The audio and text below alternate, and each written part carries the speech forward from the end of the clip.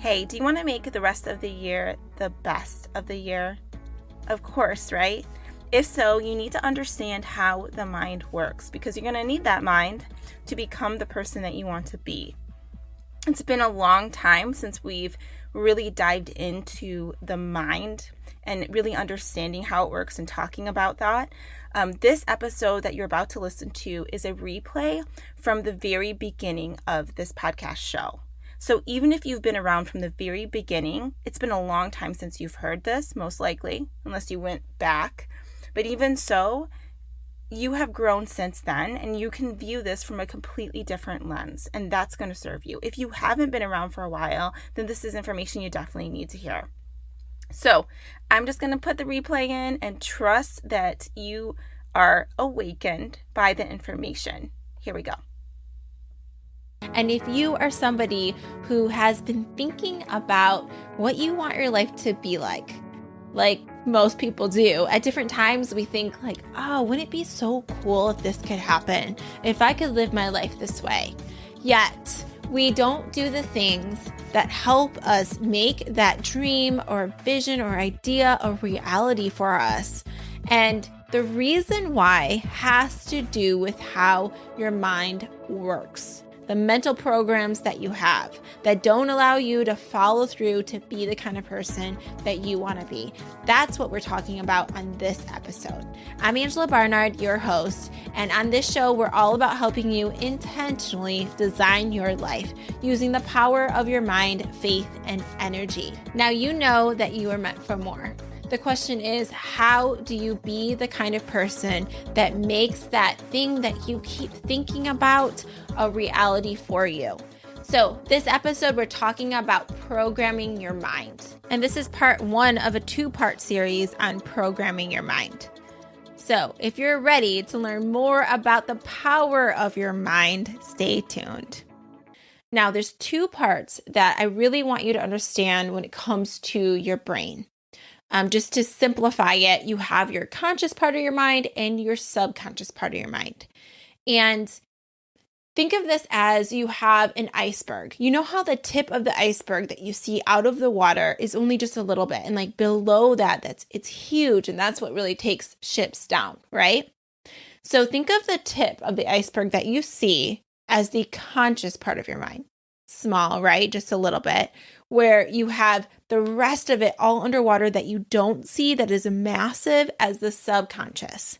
Now, what really takes the ship down is what? All of the stuff that you don't see. Neuroscience has shown that most of our decisions, our actions, our emotions, and our behavior, and therefore our results, depend on the 95% of brain activity that lies beyond your conscious awareness, meaning that lies in the subconscious. Some say that even more than 95, some people even say 99% of your life comes from the programming of your subconscious mind. This is why it is so important that when it comes to setting goals, when it comes to making our dreams a reality or doing the things that make those dreams a reality, that we consider very heavily how our subconscious mind works. So the subconscious part of your mind is more animalistic, it's primal, it's all about just kind of survival. It is so much faster at processing information than the conscious, and I'll throw some numbers at you in a bit. It is basically a reservoir of feelings, thoughts, urges, and memories that are outside of your conscious awareness. So think automatic programs, identities, beliefs, all of that is part of the subconscious. Now, when I say that it's so much faster, and basically you can think about it as stronger, it literally processes information, this is what one study said, at about 400 billion bits per second. So if you're like, what the heck are bits? Basically just think about it as like toothpicks. So imagine 400 billion toothpicks, which my mind can't even comprehend. Bringing that in per second, and this is traveling at a speed of up to 100,000 miles per hour.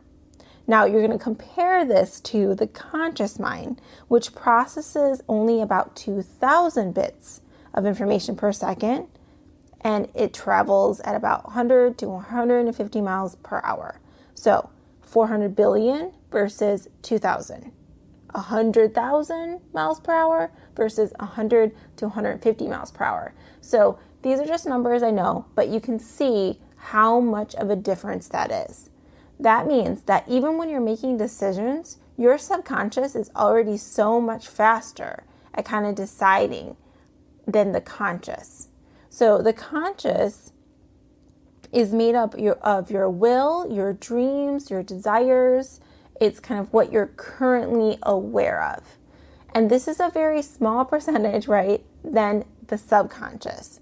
So what happens when we kind of set goals, we do this with our conscious mind. We're like, I really want this in my life. I want to be like this, right? Meanwhile, the subconscious is running a whole different kind of program. So what more of us need to do is get our subconscious to align with our conscious. And that's where the magic happens. And we really make our dreams a reality for us versus self-sabotaging, which a lot of us do.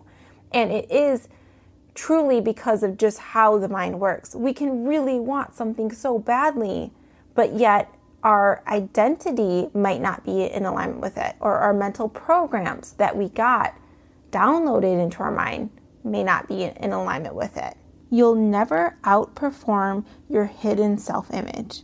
This is what John Assaraf, the leading mindset and behavioral researcher in the world, he's known as that.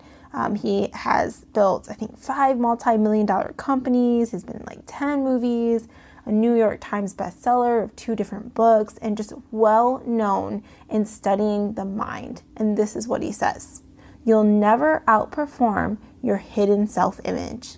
And basically, in a nutshell, he is saying, hey, if your subconscious programming is not in alignment with your desires, it's not going to happen for you. So we need to start thinking about what might be programmed into our subconscious and what do we need to program to be the kind of person that we want to be. Now, let's talk about how things get programmed into the subconscious. Now, there are 3 main ways that information gets downloaded into the subconscious mind. One is through an emotional event. So sometimes people would say through trauma.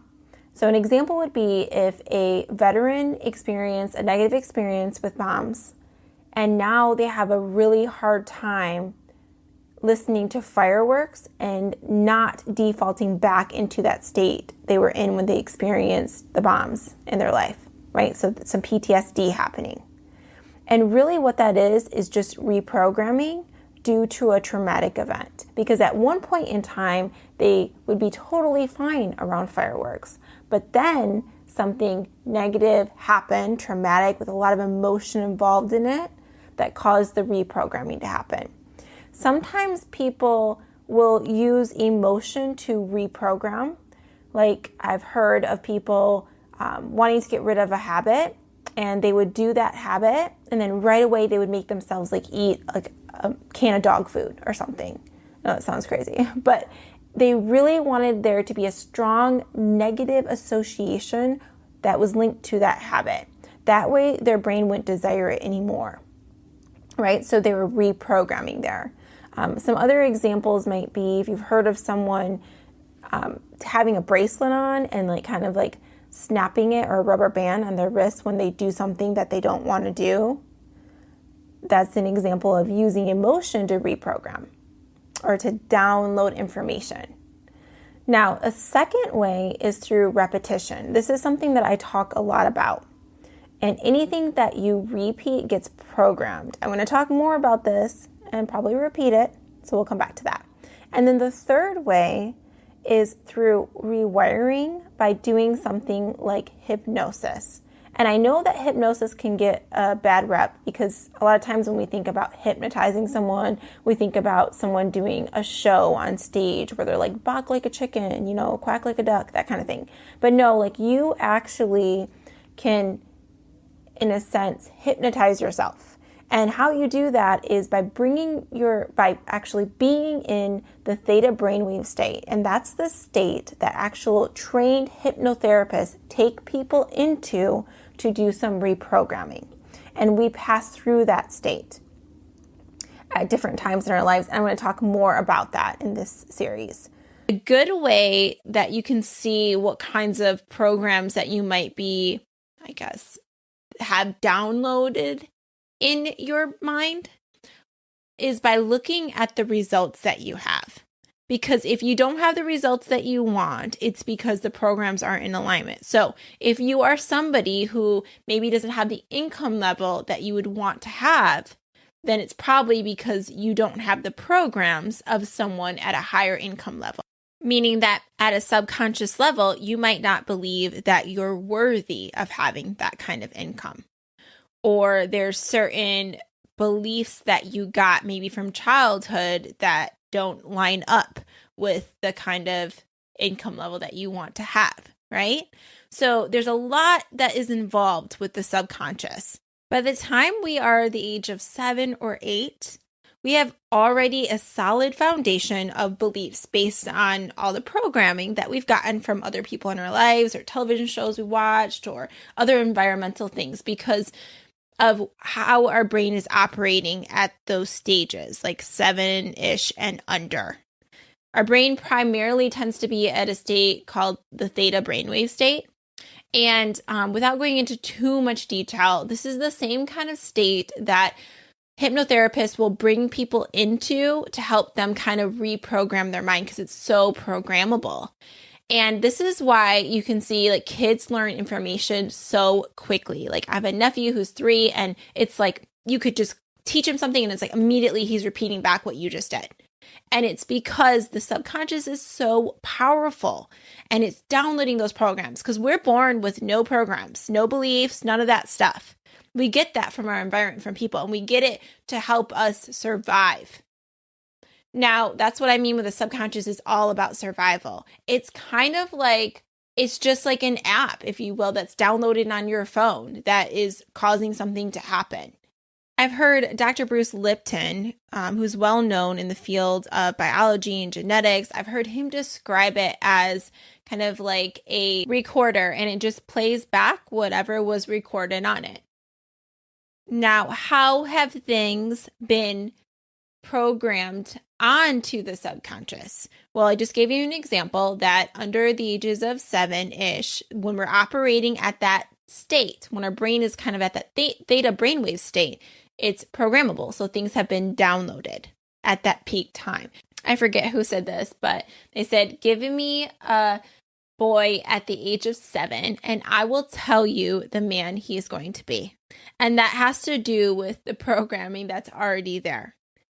So we still go through those kind of theta brainwave states. So that's one way of looking at programming and what we're downloading into our subconscious is like, what are we doing during those times? So right before we fall asleep, when we're in that kind of druggy kind of state, and then right when we wake up, that's when we're passing through theta.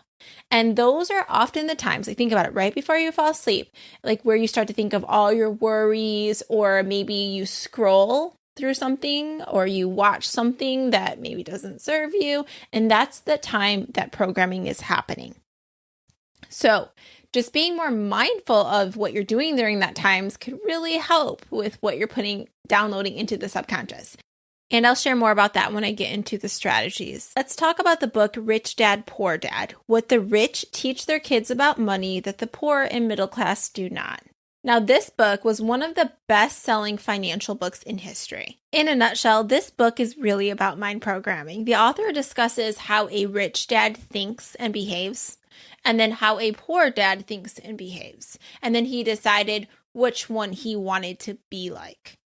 Now, what happens here is basically he decided which kind of programs he wanted to download. The thoughts, the beliefs, the identities, how he acts. And then because he adopted that of the rich dad, he became rich himself. This is an example of how someone was intentional about the programs they wanted to download. Now, let me give you another example of how programming can impact people. Now, we know, and you've probably heard this, that people who have been abused are more likely to abuse their children. And I think the stats I read recently was that if you've been abused, you are about 4 times more likely to abuse your child. Now, it doesn't mean that everyone's going to abuse their child if they experience that.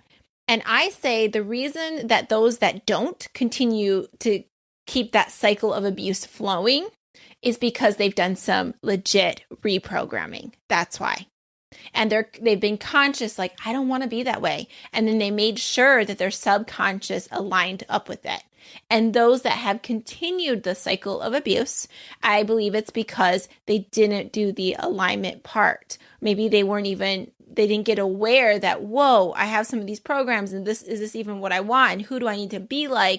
If we don't become conscious of what we want and actively work to change the current programs that are not in alignment with what we want, we will just continue to default to the program that has been downloaded. The same thing with the cycle of poverty. The same thing with the cycle of people going in and out of prison. Like, you always hear the cycle. When people are saying that, it's because of the programming, the subconscious that's involved in how powerful it is. Also, people who have been abused as a child, like let's say women that are abused as a child, are more likely to be with people that are also abusers. And the reason for this is because of, again, that's the programming, the familiarity of it. Not like I like to be abused, but really the subconscious is like, this is my identity. This is what I'm used to. And remember, the brain works really hard to maintain that identity, that program. But this can be really good news. Because if we're intentional about the programming that we want to have, and we really are able to download the programs that we want, if you want to think of it that way, then we will know that our mind will actively work to make sure we keep that program. And if it's things that we really want to keep, then awesome. If those habits that we really want to develop, it gets easier with time. So think about it as like when you first learned to drive. You had to be very aware of what you were doing. It took more of your energy. And then you got to the point where you've been driving for years and years and years that you don't really need to think about it so much, especially when you're on your way to work, going back to that scenario. Now, how cool would it be if we could make some of the habits that we want to have automatic? If we could let the subconscious work to keep that program running, because we know how strong it is, how much it'll work on that. It's just a matter of being able to program what it is that we want and to become more aware of what it is that we don't want and start to notice, I have some programs around that. I have some habits around that may not serve you. So just analyzing my own life, I know that I have some programs that are not in alignment with what I desire, because that's why the desires haven't really came to be. And I know there's some stuff around my beliefs around income. And I think that comes from growing up in poverty and what I've heard about how money is, hard to come by, or like you need to work hard to make more money. A lot of people have some blocks around money, and that is due to some programming. Now, I have watched my income grow and grow over the years, and it's been because I've been actively working on reprogramming. I've looked at people who have the kind of life that I want, and I've tried to think like them, be like them. Really, like I've programmed their thoughts and the similar habits, which caused me to get to where I am now.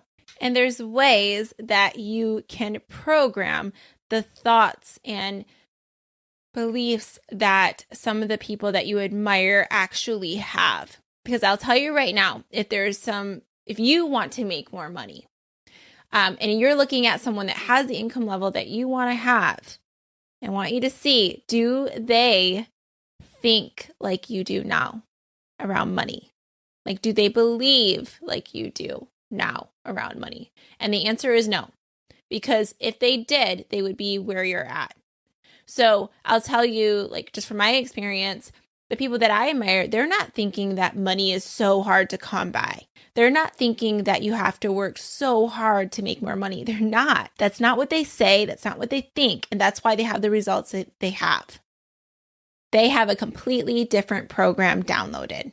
There are so many different goals and dreams that we have. But with all of them, what you need to do is download the right programs.